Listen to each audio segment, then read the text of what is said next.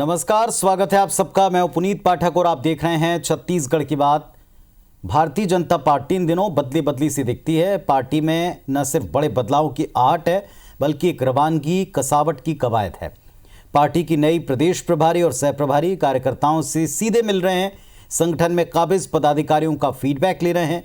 बड़े नेताओं को नसीहत मिली है कि खाली पदों को तुरंत भर दें, कार्यकर्ताओं की सुना करें और जनता के बीच पहुंचें।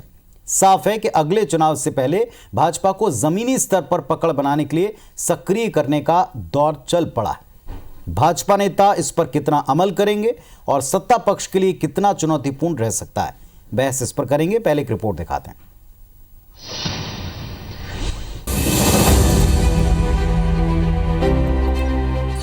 रायपुर, बलौदाबाजार, महासमुंद, मुंगेली, बेमेतरा, अलग अलग जिलों में मंथन की ये तस्वीरें बताती है कि छत्तीसगढ़ बीजेपी ने मिशन 2023 की तैयारियों में अभी से जुट गई है।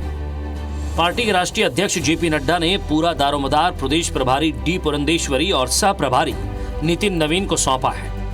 इसी सिलसिले में दोनों प्रभारियों ने अपने दूसरे छत्तीसगढ़ दौरे पर बलौदाबाजार, महासमुंद, मुंगेली, बेमेतरा और रायपुर में जिला प्रभारी, जिला अध्यक्षों की, जिला महासचिव और पार्टी के वरिष्ठ पदाधिकारियों की बैठक लेकर उनका फीडबैक लिया।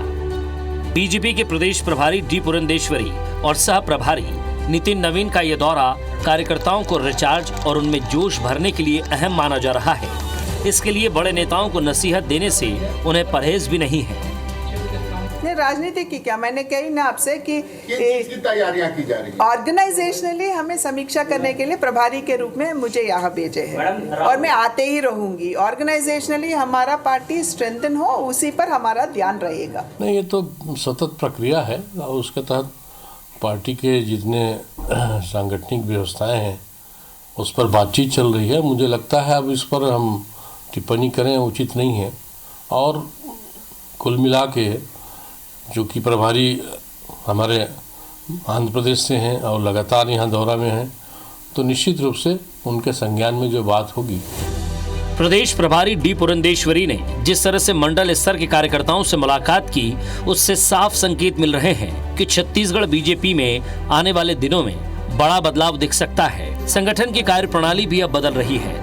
दूसरी ओर बीजेपी प्रभारियों के दौरे पर कांग्रेस चुटकी ले रही है। तो उनका पहला दूसरा दौरा है, इसी में उनको स्थानीय भारतीय जनता पार्टी के नेताओं के कारगुजारियों का पता चला है। धीरे धीरे पूरे प्रदेश में जब भ्रमण करेंगी तो 15 साल उनकी जो काले कारनामे उनको अगर जानकारी उनको होंगी तो लगातार फटकार और डांट इनको मिलेगी। बहरहाल आगामी विधानसभा चुनाव में अभी काफी समय है, लेकिन बीजेपी ये जानती है कि सत्ता में वापसी करना इतना आसान नहीं है। लिहाजा बीजेपी के नए प्रदेश प्रभारी डी पुरंदेश्वरी और नितिन नवीन नई स्ट्रेटेजी के साथ मैदान में है। अब देखना होगा कि दोनों का तूफानी दौरा बीजेपी के लिए कितना काम करता है। राजेश मिश्रा, IBC 24, रायपुर। तो ये कहना गलत नहीं होगा कि 23 की तैयारी अगले चुनाव से पहले संगठन को मजबूत करना और ये काम जो प्रभारियों को सौंपा है इसकी शुरुआत होते हुए प्रदेश में दिखना, ये सब क्या सत्ता पक्ष के लिए चुनौतीपूर्ण आने वाले वक्त में रह सकता है? क्या विपक्ष तमाम मुद्दों पर जिस तरह बयानों की बौछार अभी शुरू कर रहा है, आने वाले वक्त में यह सत्ता पक्ष को दिक्कत दे सकती है? कैसे वो इसे लेते हैं, इस पर बातचीत करने के लिए दोनों पक्ष हमारे साथ में जुड़े हुए हैं। दोनों पक्षों से दो बहुत ही जिम्मेदार मुखर नेता हैं। राजेंद्र तिवारी जी, वरिष्ठ नेता कांग्रेस पार्टी की तरफ से, और केदारनाथ गुप्ता जी, भारतीय जनता पार्टी की तरफ से जुड़े हैं। आप दोनों को नमस्कार। चर्चा में आप दोनों का स्वागत है।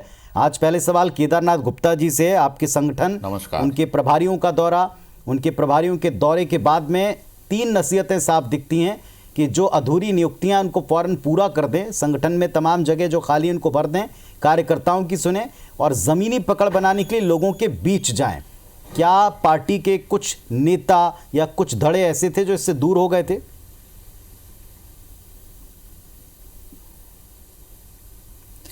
नहीं, देखिए ऐसा नहीं है। जब कोई नव सृजन होता है और नए प्रभारी आते हैं तो निश्चित रूप से उनका अपना अनुभव होता है और वो अपने अनुभव के आधार पर मार्गदर्शन और निर्देशित करते हैं। भारतीय जनता पार्टी के कार्यकर्ता एकजुट हैं, मजबूत हैं और जैसे अभी नए प्रभारी आई हैं श्रीमती पुरेंदेश्वरी जी, तो उनके मार्गदर्शन में आप देखें लगातार कार्यकर्ता काम में जुटे हैं और उनका जो मार्गदर्शन जो मिल रहा है उसे पूरा कर रहे हैं। ये बात तो तय है कि काम में जुटे हैं, लगातार बैठकें हो रही हैं और इसी से जो 3 फीडबैक निकले कि एक तो अधूरी नियुक्तियां हैं और इसमें खटपट है नेताओं के बीच में आपसी, स्वीकार करें नहीं करें कोई दिक्कत नहीं। दूसरा ये कि ज़मीन से थोड़ा दूर हो गए हैं नेता, जो है बड़े नेताओं को हिदायत है कि आप अब जनता के बीच पहुँचें, पार्टी की रीति नीति भी बताएं और सरकार के लूप होल्स भी गिनाएं। तो कहीं ना कहीं उन्होंने ये फीडबैक के आधार पर ही कहा होगा।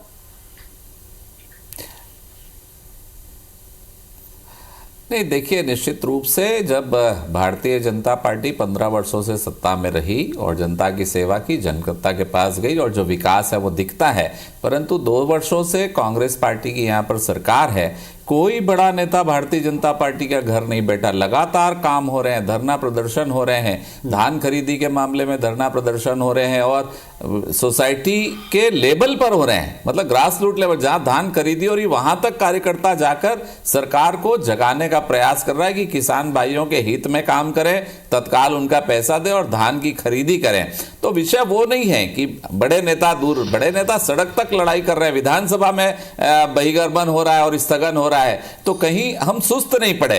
परंतु मैंने कहा कि जो हमारी नई प्रभारी हैं उनका अपना जो अनुभव है और उनके हिसाब से वो मार्गदर्शन कर रही है और कार्यकर्ता चुस्त दुरुस्त होकर और अपने काम में लगा हुआ है, जैसे पहले लगा था, अब पूरी ऊर्जा के साथ, क्योंकि नव सृजन, नव उमंग, नव ऊर्जा, ये तो संसार होता है, ये प्रकृति का नियम है। आप देखें नया फूल खिलता है, बहुत अच्छा लगता है, नए पौधे बहुत अच्छे लगते हैं और वही ऊर्जा और उमंग का संचार करते हैं। तो ये प्रकृति की अपनी एक सिस्टम है, लीला है, उससे कोई भी मनुष्य भी चलने वाली प्रक्रिया है, ये सतत चलने वाली प्रक्रिया है। तो इसमें जाहिर तौर पर उनको कुछ पॉइंट्स नजर आए, उन पर जवाब लेना बनता है, इसलिए जवाब लिया जा रहा है। चलिए कोई बात नहीं, ये अगर इस प्रक्रिया से वो अपने अनुभव कार्यकर्ताओं तक पहुंचा रही तो निश्चित तौर पर उसका लाभ आप ही लोगों को मिलेगा।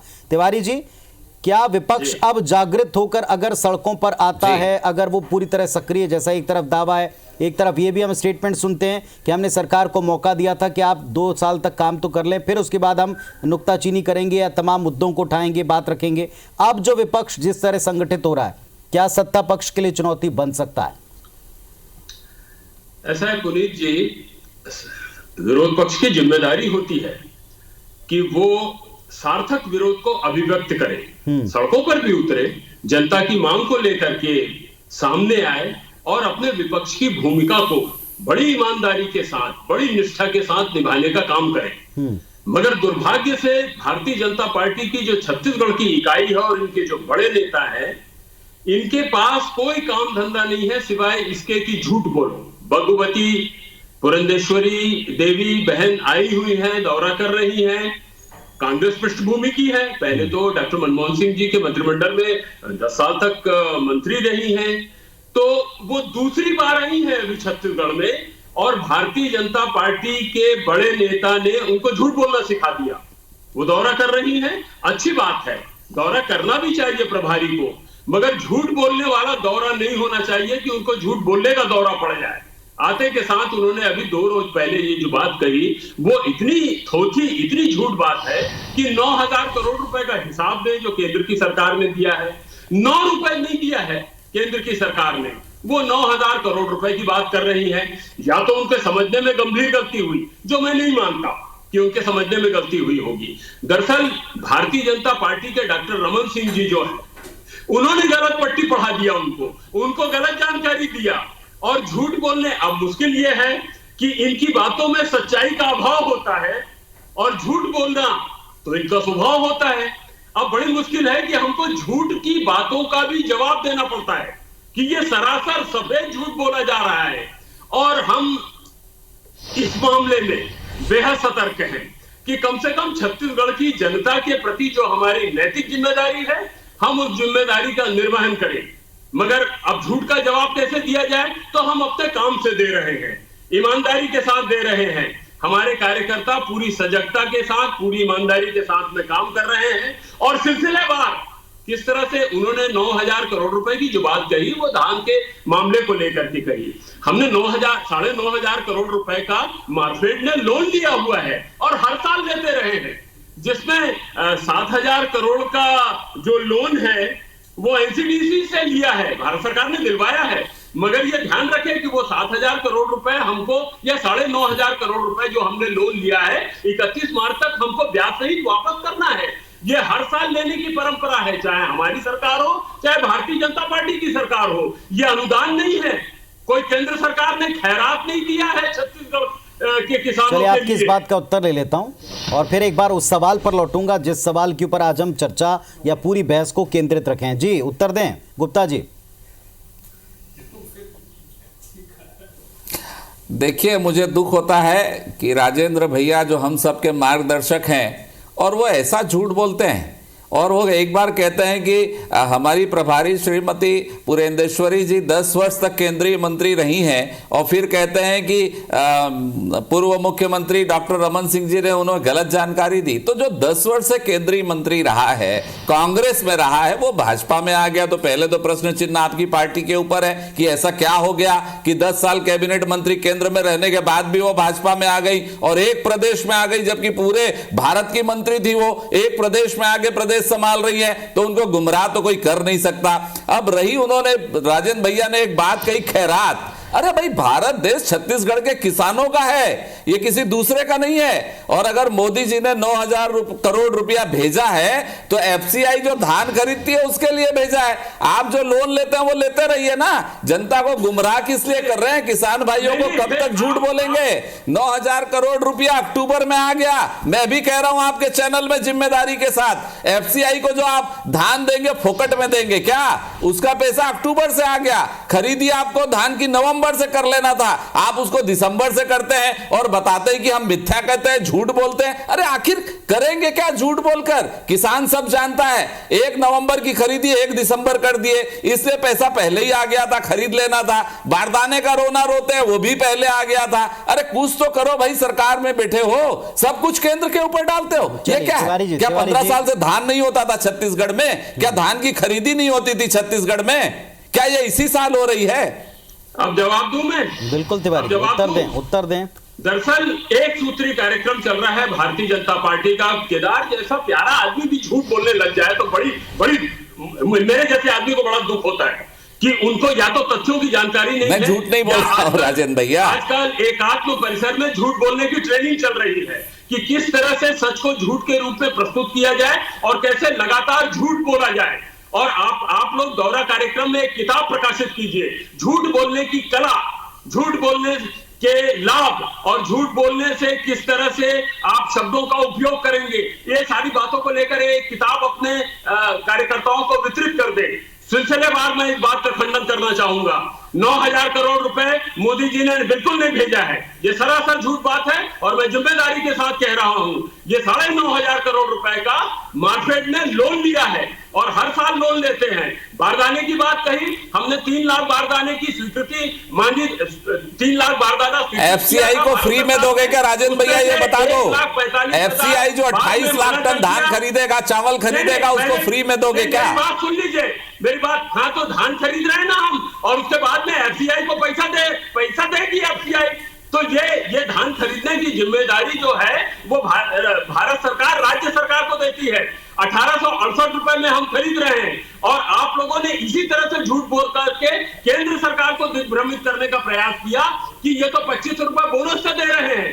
जी नहीं साहब, हम 1868 रुपए में धान की खरीदी कर रहे हैं प्रति क्विंटल और 10,000 रुपए हम प्रति एकड़, फिर से रेखांकित करके इस बात को रिपीट कर रहा हूं, 10,000 रुपए प्रति एकड़ हम किसानों को प्रोत्साहन राशि दे रहे हैं, जिसको, और ये केवल धान के मामले में नहीं दे रहे हैं, हम मक्का में भी दे रहे हैं, हम गन्ना के मैं कहना चाहूंगा इसमें जी गुप्ता, मगर आप लोगों ने इस तरह से झूठ बोलना चालू किया केंद्र सरकार के सामने कि उनके सामने देखिए 10,000 रुपए प्रति एकड़ की बात कर रहे हैं। मैं भी किसान हूं, मैंने भी धान लगाया है, मैंने भी गोभी लगाई है, मुझे तो 10,000 रुपए नहीं मिला। इनके घोषणा पत्र में था 2500 रुपया धान खरीदेंगे। झूठ काहे को बोलते हैं? बाकी किसानों को क्यों पैसा नहीं मिल रहा है? जो पपीता लगाए हैं, केला लगाए हैं, धान के लिए है, धान के किसानों को क्यों नहीं मिल रहा है? मैं पूछना चाहता हूँ। 10,000 रुपए गोभी लगा दो, करेला लगा दो, फटा लगा दो, उसके लिए नहीं है, खाते में नहीं जा रहा है।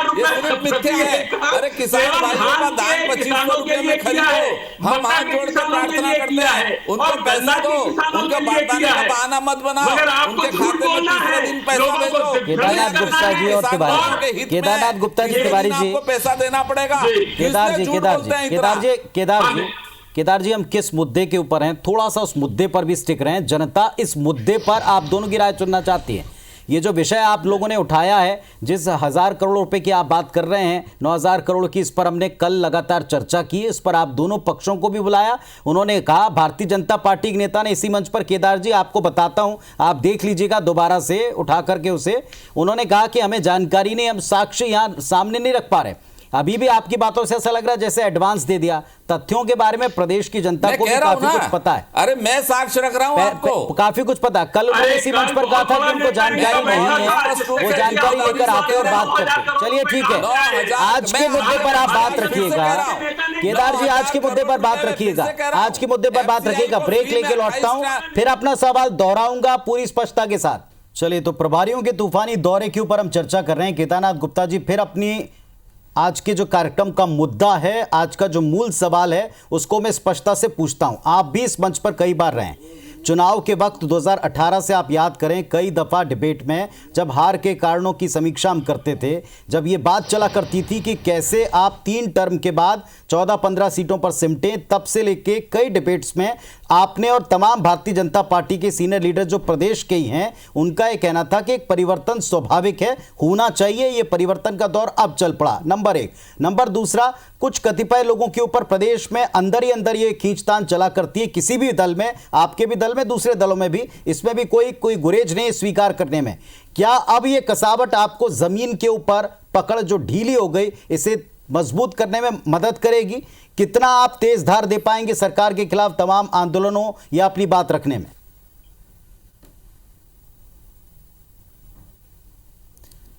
देखिए, भारतीय जनता पार्टी का कार्यकर्ता देवतुल्य कार्यकर्ता होता है, अपने काम में सतत लगा रहता है। ठीक। नेता लोगों की जहां तक बात है, तो निश्चित रूप से कोई घर नहीं बैठा, सारे लोग काम में लगे थे।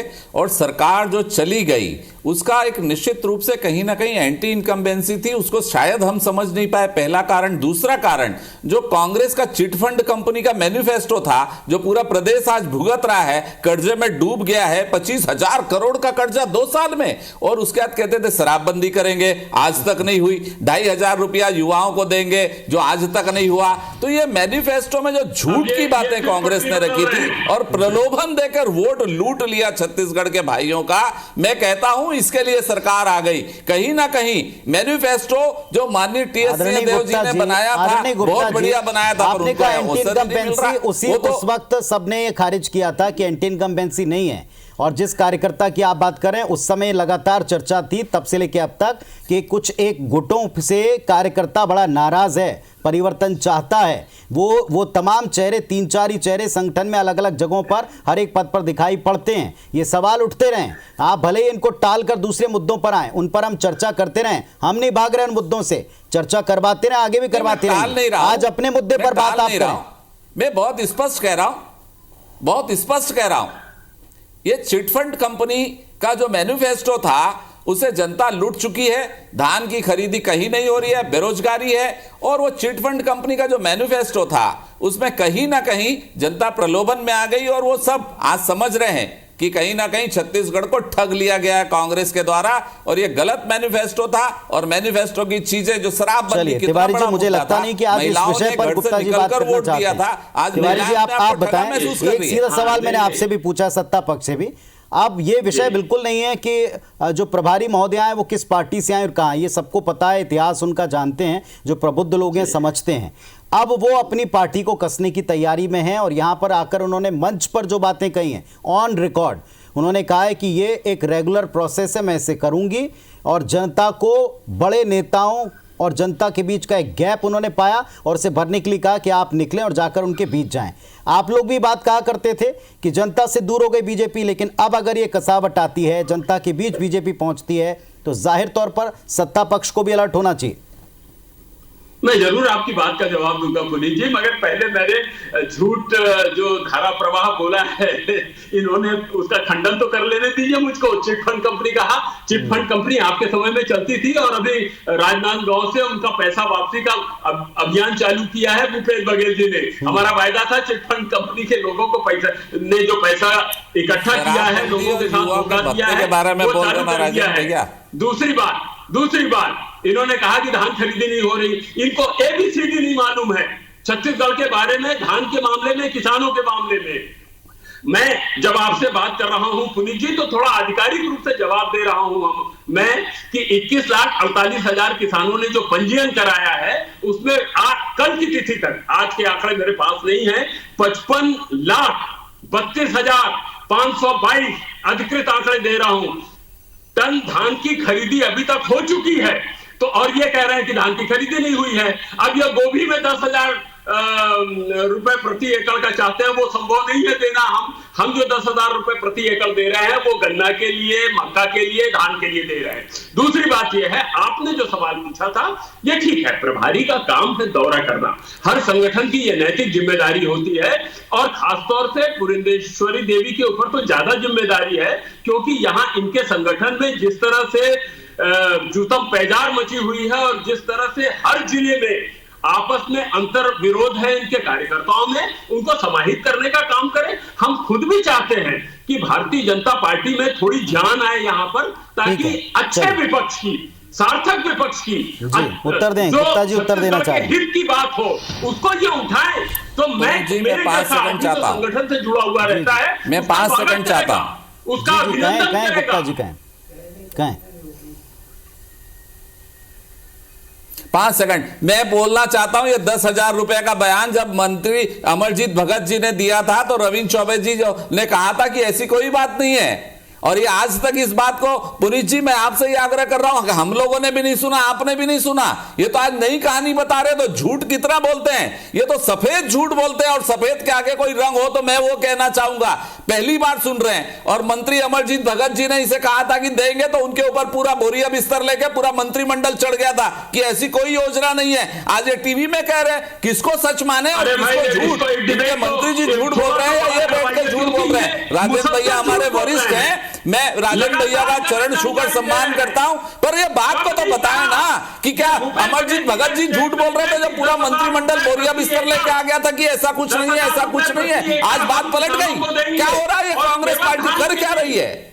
गन्ना और मक्का का भी देंगे, मगर अब आपने कसम ही खा लिया है। कर क्या रही है भैया पार्टी? मैं पूछता हूं, मंत्री जी माननीय अमरजीत भगत जी ने बयान दिया था, तो माननीय रविंद्र चौबे जी ने खंडन किया था, अपने आप में एक अलग तरह की डिबेट हो गई कि विषय हमने जो चुना उससे अलग हटके आप अलग विषयों पर मुखरता से अपनी बातें रखें। खैर, ये प्रदेश की जनता के बीच में है कि कौन सी पार्टी या कौन सा पक्ष, सत्ता पक्ष या विपक्ष, कितना एक्टिव है। जिन मुद्दे की तरफ आप दोनों जा रहे हैं, जिस बात के ऊपर आप चर्चा कर रहे हैं, उस पर चर्चा हुई है और आगे भी होगी, तब आप अपने मजबूती से जरूर उस पर पक्ष रखेंगे, इस तरह की पूरी उम्मीद है। बहुत धन्यवाद आप दोनों का जुड़ने के लिए। नमस्कार।